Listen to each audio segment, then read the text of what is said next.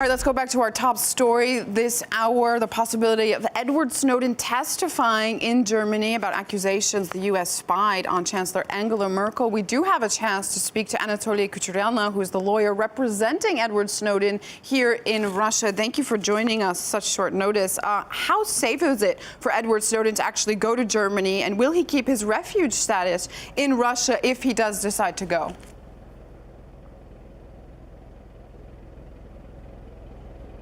I must say that, of course, he can't leave Russia because, as we know, he got refugee status, and if he moves to a different country, then he loses this status.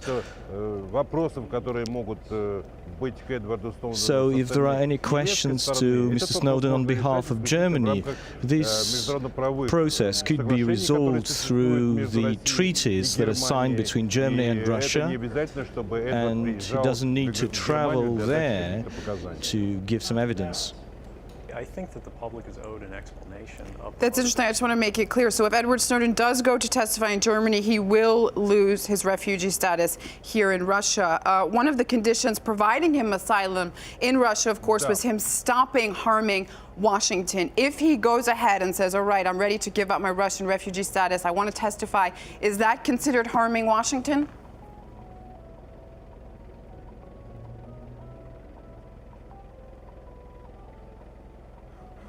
Well, I must draw the attention of your viewers that we've repeatedly said about it.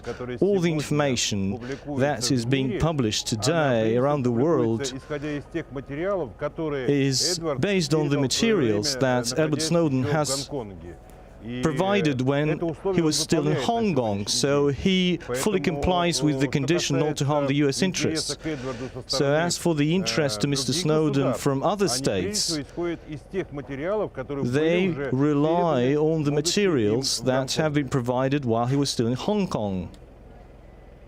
I'd like to ask you a question concerning Snowden's job for a major Russian website. If he works, will he work from home or from the office? What's the technicality of that?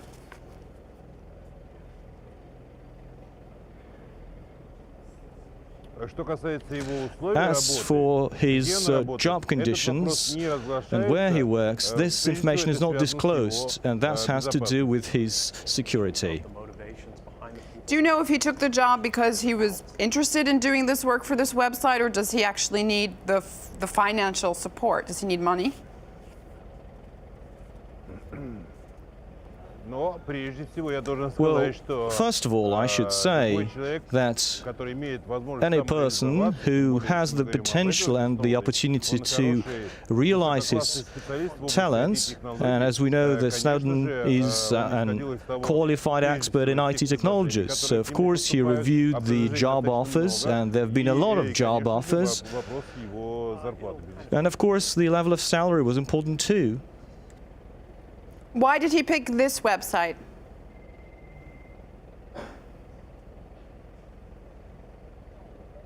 Well, that's his personal decision, so I cannot comment on it, and it has to do with the issue of his security. I must say that the threat level is still very high, and almost on a daily basis we hear comments from the US government that he's still on the wanted list.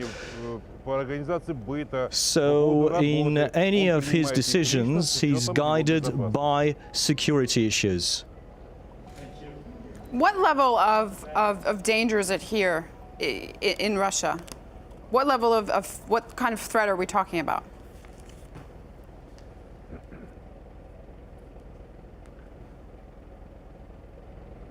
Well, I must say that today we've done everything possible to ensure his security.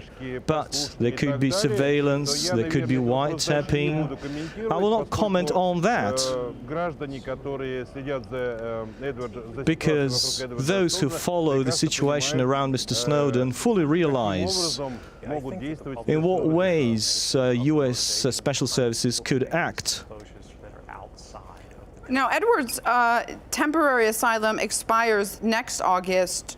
Do you have any idea, or has he shared with you any idea of what he possibly might do next?